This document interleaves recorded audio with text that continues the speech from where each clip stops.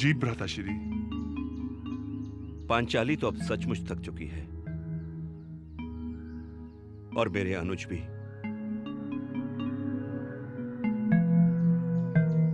अब तुम मझले होने का कर्तव्य निभाओ और जाकर देखो आसपास कोई जल की व्यवस्था या विश्राम करने का उचित स्थान है या नहीं। और हां, शीघ्र लौटना भीम, क्योंकि 12 बरस की वनवास की अवधि अब समाप्त होने को है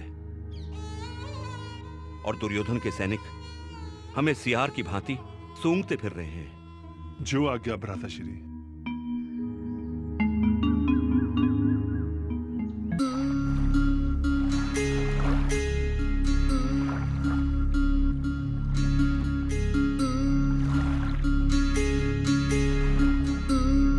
ये क्या कर रहे हो?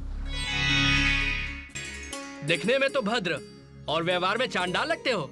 मूर्ख बालक, तुम्हारे माँ बाप ने शिक्षा नहीं दी तुम्हें बड़ों से कैसे बात करते हैं? जाओ और अपने माता पिता से पूछ कर आओ कि इस ताल को गंदा करके तुम कौन सा अच्छा काम कर रहे हो। जल गंदा नहीं करूंगा तो हाथ पैर कैसे धोऊंगा? शीघ्र ही इस ताल से निकलो। इस ताल से मैं देवी के स्नान के लिए जल लेता हूँ और तुम इससे गंदा कर रहे हो। जल का उपयोग नहाने, धोने और शरीर की गंदगी दूर करने के लिए होता है। मंद बुद्धि, वो जल बहती धारा का होता है जहाँ गंदगी रुकती नहीं। ये ताल है, नदी नहीं। तुम यहाँ से निकलो, अन्यथा मैं अपनी सभ्यता की सीमा लांघ जाऊंगा। मैं नहीं जाऊंगा तो क्या कर लोगे? अभी बताता हूँ।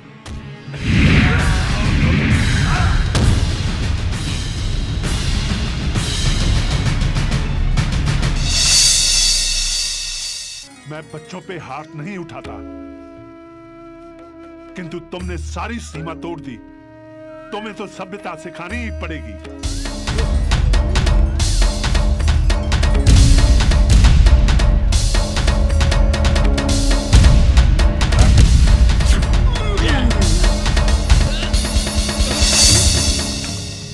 कैरोवत्स, ये तुम क्या कर रहे हो?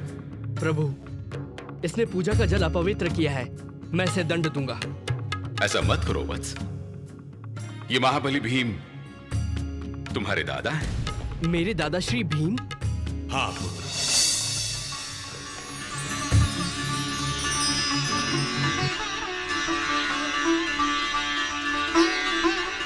मुझे क्षमा कीजिए दादाश्री, मुझे क्षमा कीजिए।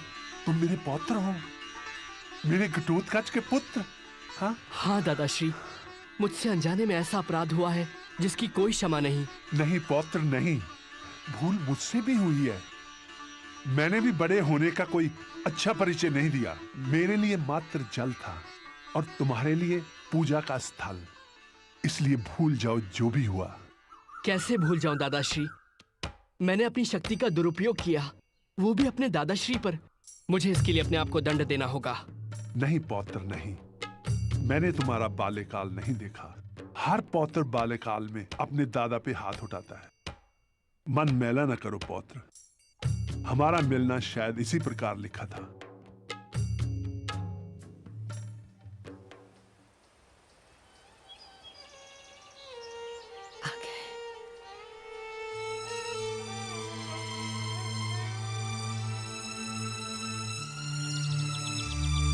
प्रिय भीम, तुमने आने में बहुत विलंब कर दिया।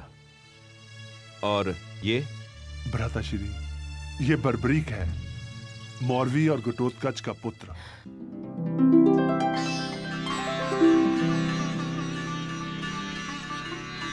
और बर्बरीक, ये तुम्हारे बड़े दादा युधिष्ठिर, प्रणाम।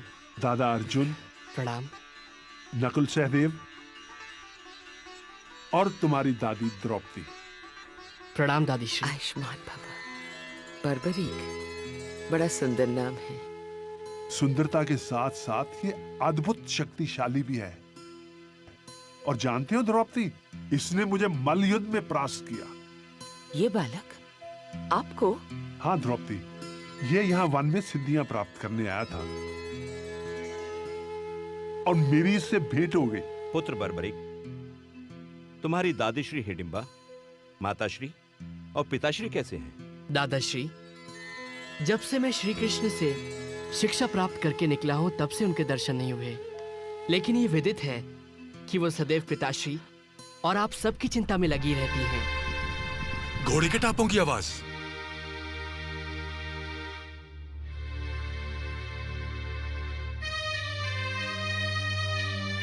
भ्राताश्री, लगता है दुर्योधन के सैनिक हमें ढूंढते हुए यहां तक आ पहुंचे हैं।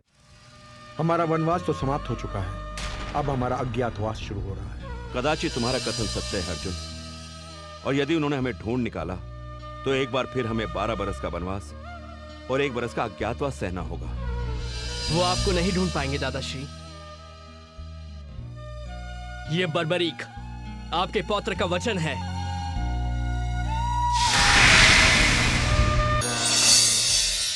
ओम नमः। आंखें खोलो पुत्र।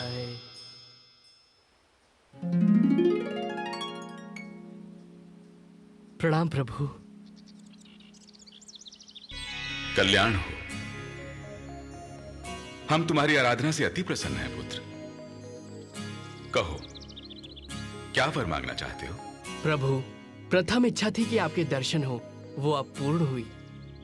और दूसरी?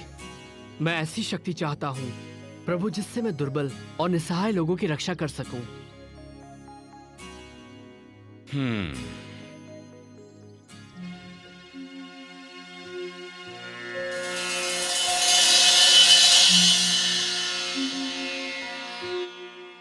इन्हें स्वीकार करो पुत्र। ये बाण बहुत अचूक बाण है।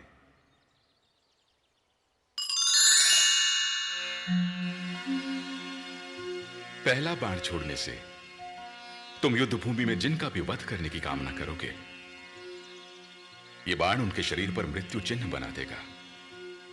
दूसरे बाण के चलने से जिन जिन के शरीरों पर मृत्यु चिन्ह बने हैं, यह उनका वध कर देगा। तथा तीसरा बाण समस्त सृष्टि का विनाश कर देगा। किंतु ध्यान रहे पुत्र, इन बाणों का कभी दुरुपयोग मत करना। स्मरण रहे, तुम सदैव दुर्बल का साथ दोगे, हारे का सहारा बनोगे। जो आज्ञा प्रभु।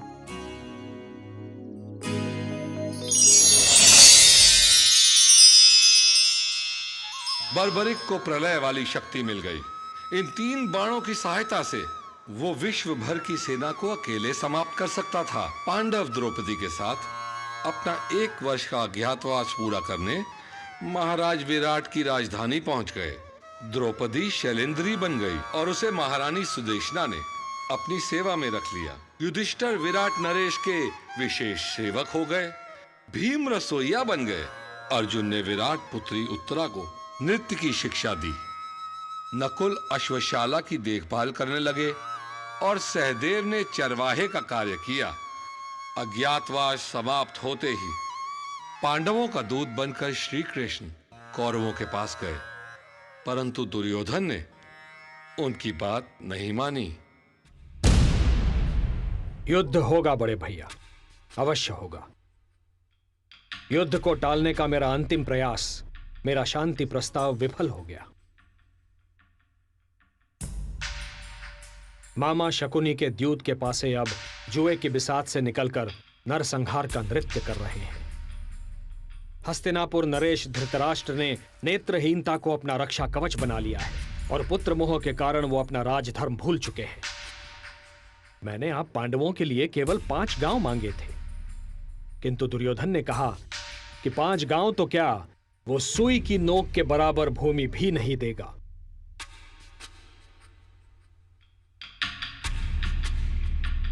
हे केशव, सत्ता और शक्ति के मद में चूर। अनुज दुर्योधन चाहे कुछ भी कहे, किंतु पांडवों की ओर से अंतिम निर्णय लेने का अधिकार मैं आपको सौंपता हूं माधव। प्रश्न अब केवल न्याय संगत अधिकार का नहीं है महाराज, अब प्रश्न है धर्म का। और मैं तो सदैव धर्म के हित की बात करूंगा और यही कहूंगा कि हे सर्वश्रेष्ठ धनुर्धर, उठाओ अपना गांडीव। हे गदाधारी भीम, उठाइए अपनी गदा। हे धर्मराज युधिष्ठिर, उठाइए धर्म की ध्वजा। जब जब राजनीति करने वाले लोग असंवेदनशील होंगे तब तब शस्त्र उठेगा। ये युद्ध होगा सत्य और असत्य का, न्याय और अन्याय का, धर्म और अधर्म का। इसलिए ये धर्म युद्ध है, जिसके लिए धर्म क्षेत्र कुरुक्षेत्र चुना गया है। अर्थात ये युद्ध तो होगा ना वासुदेव? निस्संदेह पांचाली।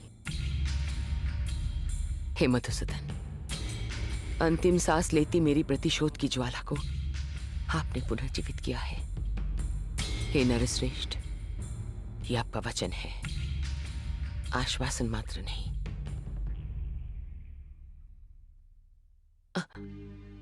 नारी के सम्मान को तार तार होते देखा है आपने। हे दीनानाथ, आपने मेरी लाज ढकी। इन खुले केशों के साथ यदि मैं चिता तक जाती तो मेरा स्थान नरक में निश्चित था। कृष्णे, तुम्हारे रूप में समस्त नारी जाति का अपमान करने वालों को चिता भी नहीं मिलेगी। उनके शवों पर विलाप करने वाला कोई नहीं होगा, होंगे केवल गिद्ध। कुमार बर्बरीक की, कुमार बर्बरीक की, कुमार बर्बरीक की, कुमार बर्बरीक की, कुमार बर्बरीक की, कुमार बर्बरीक की। दादीश्री। बर्बरीक। दादीश्री, मुझे लगा कि आप मुझे याद कर रही हैं, सो मैं यहाँ चला आया। बैठ जा पुत्र। बर्बरीक, विधाता ने तो मेरे भाग में प्रतीक्षा ही लिख दी है। कभी अपनों की प्रतीक्षा उम्र भर, तेरे दादा की प्रतीक्षा, और अब तेरी प्रतीक्षा।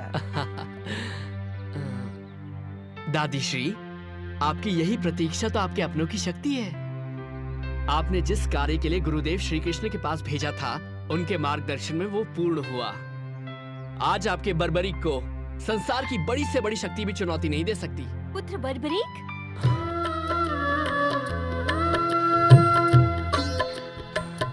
प्रणाम माते। आयुष्मान भव पुत्र। क्या तुम्हें मेरी सुध कभी नहीं आई? मैं दिन रात तुम्हारी ही चिंता में थी। आप मेरी जननी हैं। ऐसा हो सकता है कि मैं अपनी जननी को भूल जाऊं? आप, दादी तथा पिताश्री सब मेरे हृदय में बसे हुए हैं। पुत्र, जिस कार्य हेतु वासुदेव ने तुम्हें गुप्त क्षेत्र भेजा था, वो पूर्ण हुआ? हाँ माते, गुरुदेव के आशीर्वाद से देवी ने प्रकट होकर मुझे सिद्धियां प्रदान की। धन्य है माता। दादी, वन में मेरी दादाश्री, दादी द्रौपदी तथा समस्त पांडव कुल से भेंट हुई। अच्छा, तो तुम्हें उनके दर्शन प्राप्त हुए? हाँ दादीश्री, वो कह रहे थे कि उनका अज्ञातवास चल रहा है। यदि किसी ने उन्हें देख लिया तो उन्हें फिर से वनवास जाना पड़ेगा। हाँ पुत्र, अज्ञातवास के पश्चात भी कौरवों ने पांडवों को नहीं स्वीकारा। मैं समझा नहीं दादीश्री। राजपाट की लड़ाई में पांडव कौरव में लड़ाई छिड़ गई है। छल बल कौरव का धर्म है, पांडव का सत्य अहिंसा कर्म है। कृष्ण शांतिदूत बनकर मध्यता करने गए, किंतु दुर्योधन ने उनकी एक न सुनी। ये तो अन्याय है। युद्ध की तैयारी हो चुकी है। इधर केवल 5 पांडव, तेरे पिता और श्री कृष्ण हैं। निश्चित रूप से विजय कौरवों की होगी, क्योंकि उनके पास तो अपार सेना है। मेरे होते ऐसा कदापि नहीं हो सकता। यदि कौरव सारे विश्व से एक विशाल सेना भी इकट्ठी कर लें, उनके पास मेरे इन बाणों का सामना करने का साहस नहीं है। पुत्र, तू अभी एक बालक है। इतने बड़े योद्धाओं के समक्ष तू अकेला क्या कर सकेगा? माते, भगवान शिव से मुझे शक्तियां प्राप्त हुई हैं। वरदान के स्वरूप मेरे पास 3 अमोघ बाण हैं, जो किसी भी शत्रु को एक पल में समाप्त कर सकते हैं। मुझे युद्ध क्षेत्र में जाने की आज्ञा दीजिए माताश्री। किंतु पुत्र। माते, मैं केवल वहां जाकर युद्ध देखूंगा। मैंने देवी सिद्धंबिका तथा भगवान शिव को वचन दिया है कि जो पक्ष कमजोर सिद्ध होगा, मैं केवल उसी की सहायता करूंगा। मेरे ये बाण केवल हारने वाले पक्ष के लिए चलेंगे। पुत्र, मौरवी, इसे मत रोको। आज पांडव कुल को इसकी आवश्यकता है। जाओ पुत्र, युद्ध जीत कर आओ और इतिहास बनाओ। सदा हारे का सहारा बनो।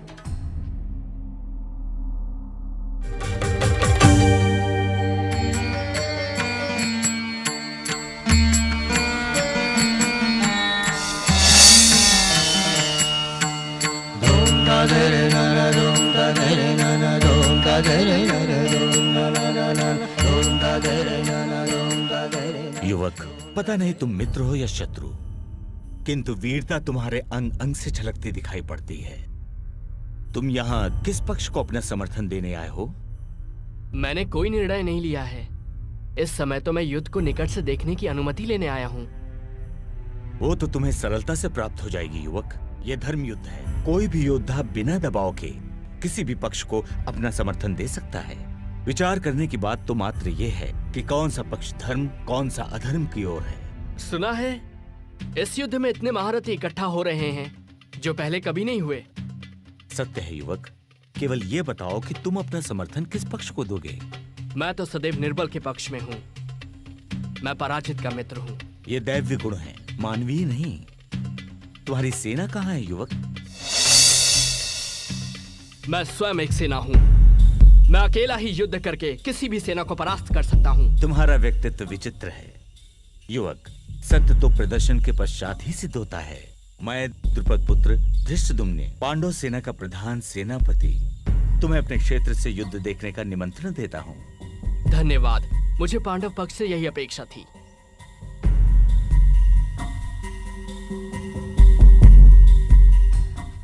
दुर्योधन ने अपनी सेना के महारथियों से प्रश्न किया है कि उनमें से कौन कितने दिनों में सेना समेत पांडवों का वध कर सकता है। पितामह भीष्म और कृपाचार्य ने 1 मास, द्रोणाचार्य ने 15 दिन, अश्वत्थामा ने 10 दिन तथा कर्ण ने 6 दिनों में युद्ध की समाप्ति की घोषणा की है। केशव, आपका तात्पर्य क्या है? यही प्रश्न मैं आप सबसे करना चाहता हूं कि आप में से कौन कितने दिनों में समस्त कौरव सेना को नष्ट कर सकता।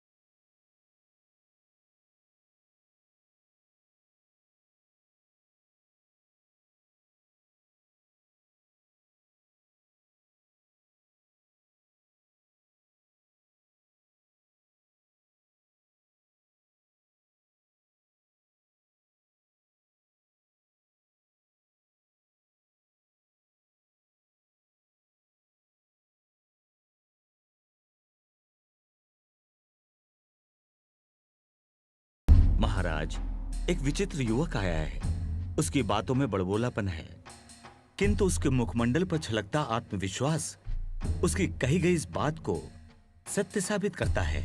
वो कहता है कि मैं अकेले ही युद्ध क्षेत्र में समस्त सेना को समाप्त कर सकता हूं।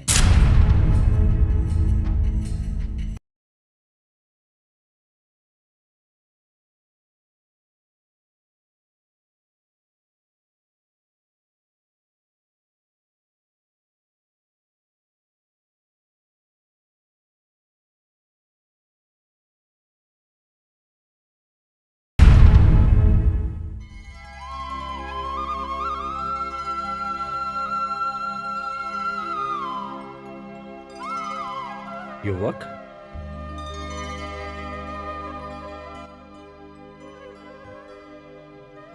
गुरुदेव, आप? सुहृदय, प्रणाम प्रभु। आयुष्मान भव। पुत्र, ये तुम्हारे दादा श्री अर्जुन हैं। हाँ, गुप्त क्षेत्र में हम अल्प समय के लिए मिले थे। प्रणाम दादाश्री। विजयी भव पौत्र।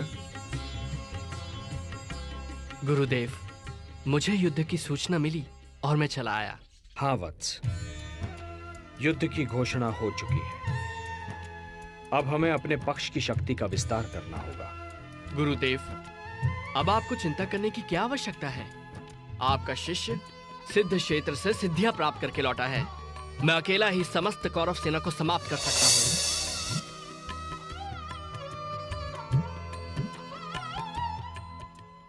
गुरुदेव, यह है मेरी साधना का प्रसाद जो मुझे देवी सिद्धंबिका और भगवान शिव ने दिए हैं।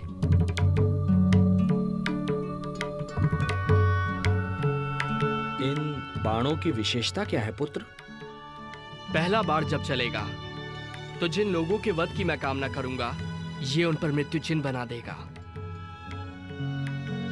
पौत्र, ये कुछ अतिशयोक्ति नहीं लगती?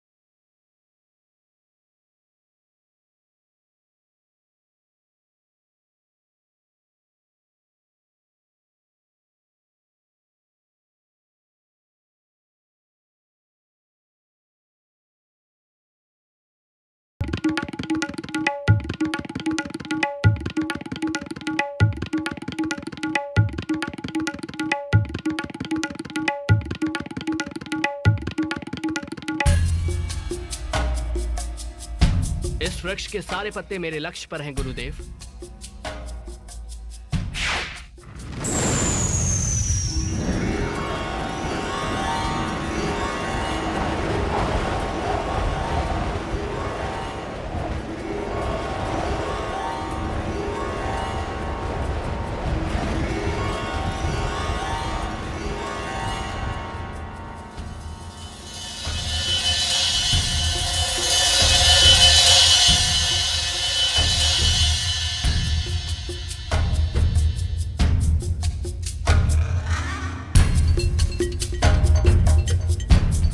गुरुदेव, पहले बाण ने अपना कार्य पूरा कर दिया। पुत्र, तुम्हें विश्वास है कि सारे पत्तों पर चिन्ह लग गए हैं? हाँ गुरुदेव।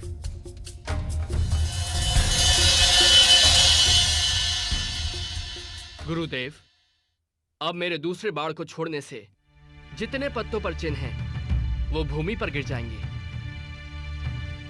और तीसरा बाण तो प्रलय के समान है। यदि मैंने इसका प्रयोग किया तो सारी सृष्टि का विनाश हो जाएगा। मैं इसका प्रयोग कभी नहीं करूंगा। रुक जाओ पौत्र, अब मुझे पूर्ण विश्वास है कि इस महायुद्ध में हम पांडव दुर्बल नहीं हो सकते। दुर्बल तो अब कौरव लगते हैं। ऐसा मत कहिए दादाश्री, अन्यथा अनर्थ हो जाएगा। क्या अनर्थ होगा पुत्र? गुरुदेव, मैंने देवी सिद्धंबिका तथा भगवान शिव को वचन दिया है कि युद्ध में जो पक्ष कमजोर सिद्ध होगा, मैं उसकी ओर से युद्ध करूंगा।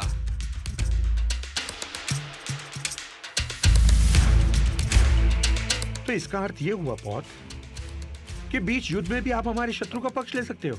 हाँ दादाश्री, यदि युद्ध में कौरव पक्ष कमजोर सिद्ध हुआ तो देवी को दिए वचन के अनुसार मुझे उनकी ओर से ही युद्ध करना पड़ेगा। चलो पौत्र, विश्राम कर लो। क्षमा करें गुरुदेव, मैंने निर्णय लिया है कि युद्ध क्षेत्र से बाहर रहकर ही युद्ध देखूंगा।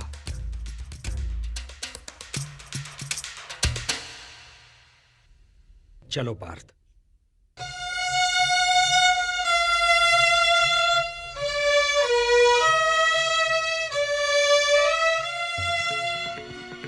हे केशव, हे जनार्दन, इस युद्ध में तो हमारी विजय निश्चित है। निस्संदेह, किंतु जो मैं अभी सुनकर आ रहा हूं उसका अर्थ यह है कि पहले हमें पराजय की सीमा तक पहुंचना होगा और पराजय का अर्थ है पांडवों में से 2-3 की मृत्यु और पांडव सेना का विनाश। पराजय?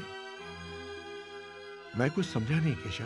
पार्थ, यदि हम कौरव सेना का नाश कर दें और विजय की ओर चलें, तो बर्बरीक अपने 2 ही बाणों से अपने विजय उल्लास को पराजय में बदल देगा। तो अब क्या करें?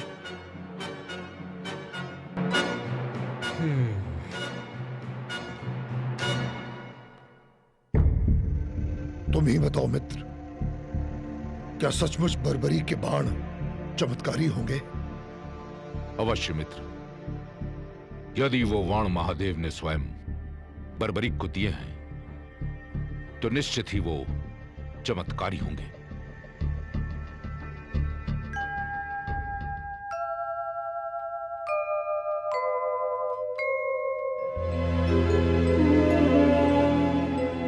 बर्बरीक को युद्ध से हटाना होगा, अन्यथा ये युद्ध की दिशा बदल देगा। ये धर्म युद्ध है। धर्म को बचाने हेतु अब यही एक विकल्प शेष है।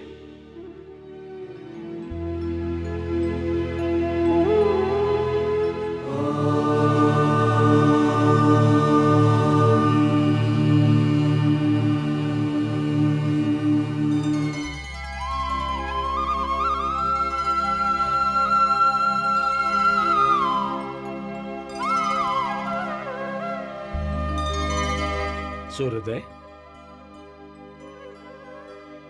प्रणाम गुरुदेव। प्रणाम दादाश्री। आयुष्मान भव।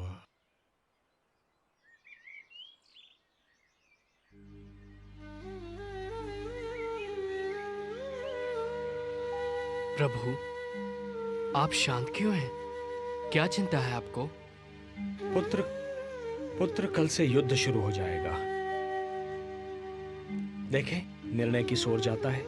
मेरे होते आपको चिंता करने की कोई आवश्यकता नहीं है। यदि कौरवों के पक्ष में युद्ध जाता देखा, तो मात्र 2 क्षण में ही मैं सारे योद्धाओं को समाप्त कर दूंगा। मैं तुम्हारी शक्ति से परिचित हूं पुत्र, और यह भी जानता हूं कि तुम्हारी हम में अनन्य भक्ति है। किंतु क्या प्रभु? पुत्र, आज शुक्ल फाल्गुन द्वादशी है। आज की महिमा दुगनी हो जाती है। किंतु मुझे बताइए प्रभु, मैं आपके दिए हर आदेश का पालन करूंगा। वत्स सूर्योदय, युद्ध से पूर्व चंडी एक बलि चाहती है, और बलि उसी की चढ़ाई जाएगी जो अतुलित बलशाली होगा। इसमें चिंता किस बात की है प्रभु? चिंता इस बात की है वत्स कि इस पृथ्वी पर 3 ही ऐसे वीर हैं जिनकी बलि स्वीकार होगी। मैं, तुम या अर्जुन। नारायण नारायण। केशव,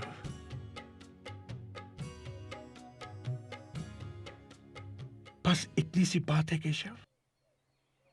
क्या यही आपकी चिंता है? तो है जनार्दन, इस बलि के लिए मैं अपने आप को प्रस्तुत करता हूं केशव, अपने आप को। तुम ये नहीं कर सकते पार्थ, ये धर्म युद्ध है। यदि एक भी पांडव कम हो जाएगा तो ये युद्ध धर्म युद्ध नहीं कहलाएगा। बस एक ही मार्ग शेष है। मैं स्वयं ही अपना बलिदान दे देता हूं। वैसे भी युद्ध ना करने की प्रतिज्ञा ली है मैंने। एक सारथी ही तो हूं तुम्हारा। नहीं केशव, नहीं। प्रभु, आप मेरे गुरु हैं, श्रेष्ठ हैं, सभी तरह से ज्येष्ठ हैं मेरे। ये अधिकार सिर्फ मेरा है, मेरा। मुझे आज्ञा दीजिए प्रभु। आपके चरणों की सौगंध खाकर कहता हूं, आपके उद्देश्य को पूरा करने के लिए मैं अपने शीश की बलि देता हूं।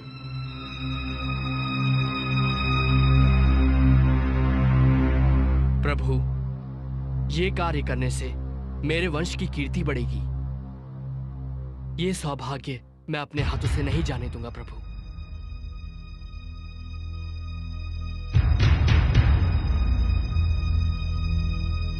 सोचिए मत प्रभु, उठाइए ये शस्त्र और मेरे शीश को धड़ से अलग करके चंडी मां को बलि चढ़ाइए। मैं ऐसा नहीं कर सकता।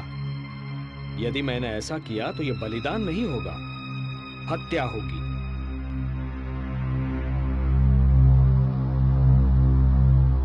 जब मैं स्वेच्छा से ये शीश आपको सौंप रहा हूं तो ये हत्या नहीं कहलाएगी। धर्म यह कहता है वत्स कि बलिदानी स्वयं दान दे। यदि मैं ऐसा करता हूं तो वो हत्या ही कहलाएगी।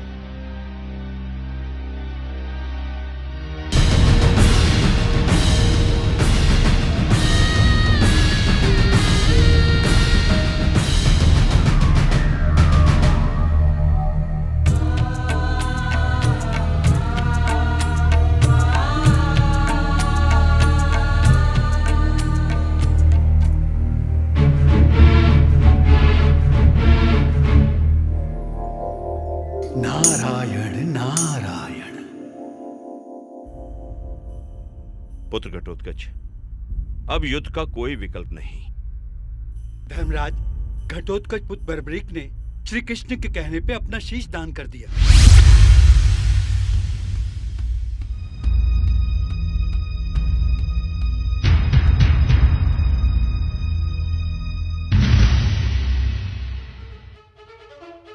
उन वाणों की सत्यता की परीक्षा तो स्वयं वासुदेव ने ली है। इसमें तनिक भी संदेह नहीं कि वे वाण क्षण में पूरे युद्ध को समाप्त कर सकते हैं। अर्थात इसका तात्पर्य ये हुआ और हम बिना युद्ध किए ही हार जाएंगे। अरे भांजे, तुम सदैव विपरीत ही क्यों सोचते हो? क्यों मामाश्री, दुशासन सत्य ही तो कह रहा है। अरे भांजे, अभी अभी ज्ञात हुआ है कि भीम के पौत्र बर्बरीक ने कृष्ण के कहने पर अपना शीश दान कर दिया है।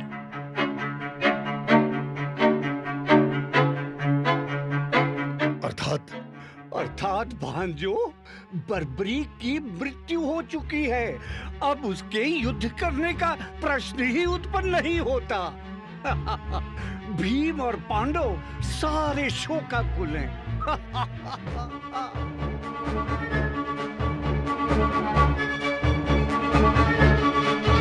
अवश्य इसमें भी कृष्ण का कोई उद्देश्य होगा।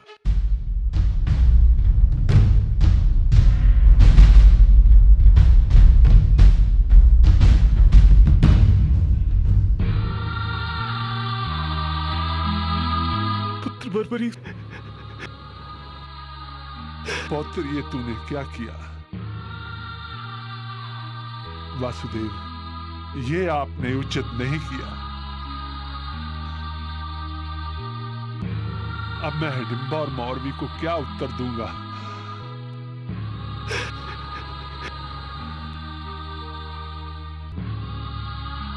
हे ईश्वर, ये तेरी कैसी लीला है? कौन सा पाप किया था मैंने? इससे तो अच्छा होता पुत्र बर्बरीक से पहले मुझे ही मृत्यु आ जाती। कम से कम ये दुख तो नहीं सहना पड़ता। ये आपने क्या किया वासुदेव?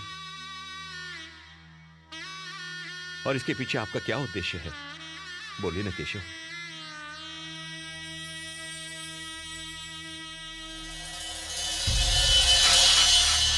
वत्स,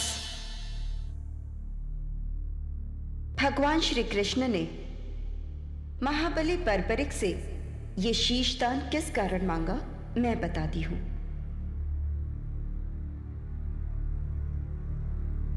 ब्रह्मदेव द्वारा घमंड करने पर इन्हें ये श्राप दिया गया कि अगले जन्म में जब पृथ्वी पर धर्म की रक्षा के लिए युद्ध होगा, तब श्री कृष्ण के द्वारा इन्हें मोक्ष प्राप्त होगा और वे ही इनकी मृत्यु का कारण बनेंगे। इसलिए इसमें श्री कृष्ण का कोई दोष नहीं। आपको श्री कृष्ण पर कोई दोष नहीं लगाना चाहिए।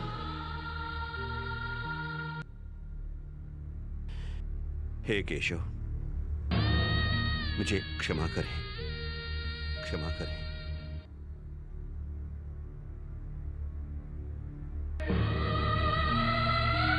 हे देवी, ये एक भक्त का शीश है।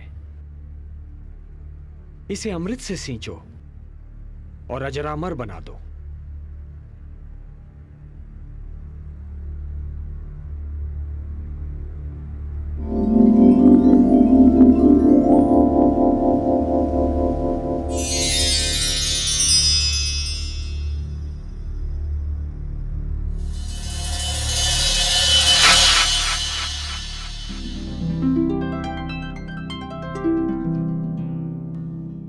प्रणाम प्रभु।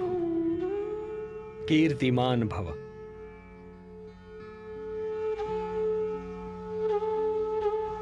पुत्र बर्बरीक, तुम्हारे त्याग, साधना और तुम्हारे इस महान शीशदान ने तुम्हें नर से नरश्रेष्ठ बना दिया है। तुम जैसा महात्मा केवल सृष्टि के कल्याण के लिए आता है। आज मैं तुम्हें अपना वो नाम देता हूं जो माता यशोदा ने स्वयं मुझे दिया था, श्याम। नारायण नारायण। और तुम्हें मैं अपनी सारी शक्ति भी प्रदान करता हूं। कलयुग में तुम्हें लोग श्याम के नाम से पुकारेंगे। जय श्री श्याम, जय श्री श्याम, जय श्री श्याम, जय श्री श्याम। वत्स, अपनी इच्छा मुझे बताओ।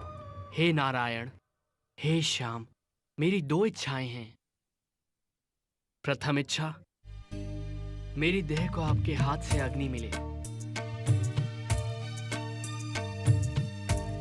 और मेरी दूसरी इच्छा, मैं महाभारत का युद्ध देखने आया था, मैं वो देखना चाहता हूं। तुम्हारी दोनों इच्छाएं पूर्ण होंगी वत्स। तुम्हारे इस शीश का कभी अंत नहीं होगा।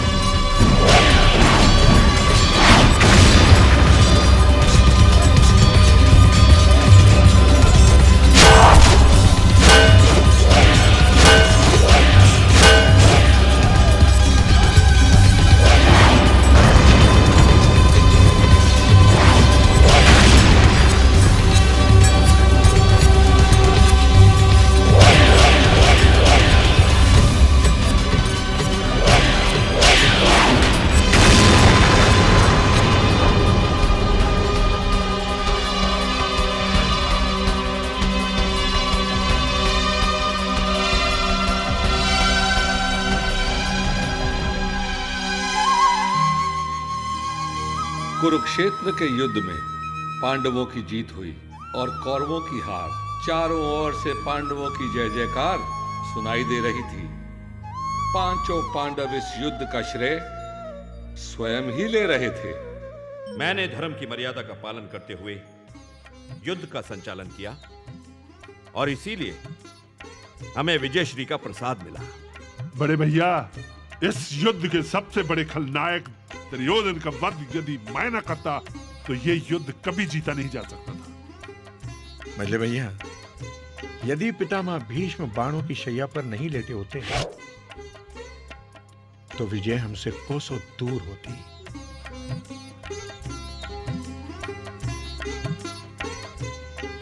किस बात पर इतना विवाद चल रहा है? कृष्ण, तुम ही बताओ कि इस युद्ध में विजयश्री का मुकुट किसके शीश पे रखना चाहिए? ये तो बड़ा विकट प्रश्न है भीम भैया। इसका उत्तर मैं कैसे दे सकता हूं? मैं तो केवल पार्थ का सारथी था। हाँ, लेकिन एक महान योद्धा है जिसने ये सारा युद्ध देखा है।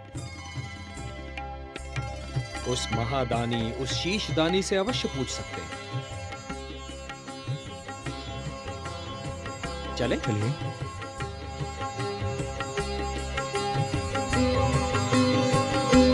नारायण नारायण।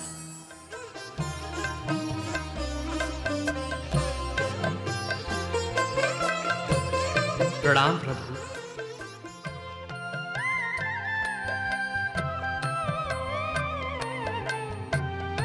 हे शीशदानी, तुमने महाभारत युद्ध देखा? हाँ नारायण, संपूर्ण देखा।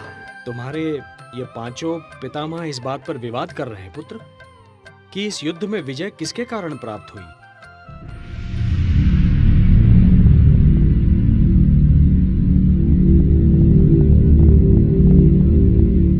सोच समझकर उत्तर देना पौत्र।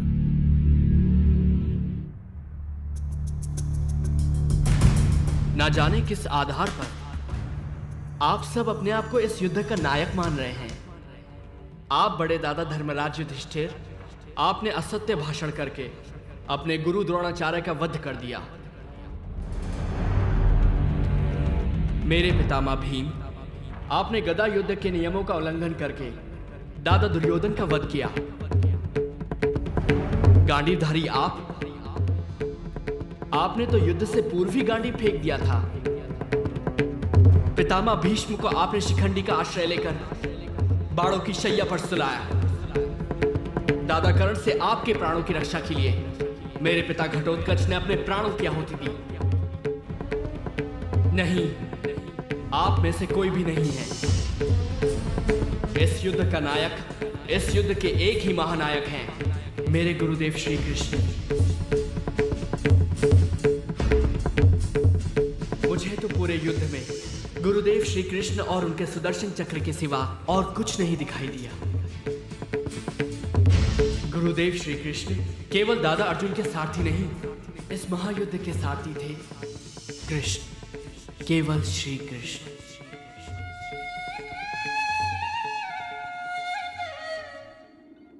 हे वासुदेव, हे केशव, हमें क्षमा कीजिए।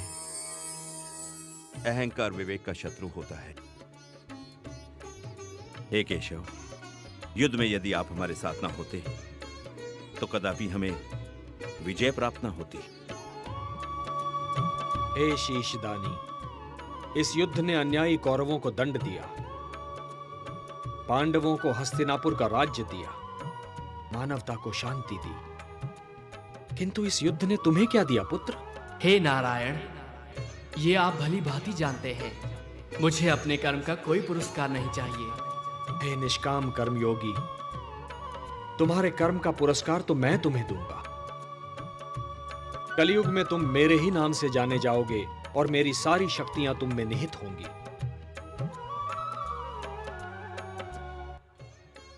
जो भी मनुष्य तुम्हारी पूजा करेगा उसकी सारी मनोकामनाएं पूर्ण होंगी। मेरे लिए क्या आज्ञा है प्रभु? पुत्र, कलयुग का प्रसार बढ़ते ही तुम खाटू नाम के स्थान पर प्रकट हो जाना। वहां की भूमि अत्यंत पवित्र और पावन है। खंडेला का राजा अत्यंत धार्मिक प्रवृत्ति का है। जब तक यह पृथ्वी है पुत्र, जब तक सूर्य चंद्रमा है, जब तक ये सारे नक्षत्र हैं, तुम लोगों के लिए पूजनीय और वंदनीय होगे। तुम्हारे शीश की पूजा होगी पुत्र। तुम श्याम नाम से जाने जाओगे और हारे का सहारा बनोगे। ओम नमो भगवते वासुदेवाय।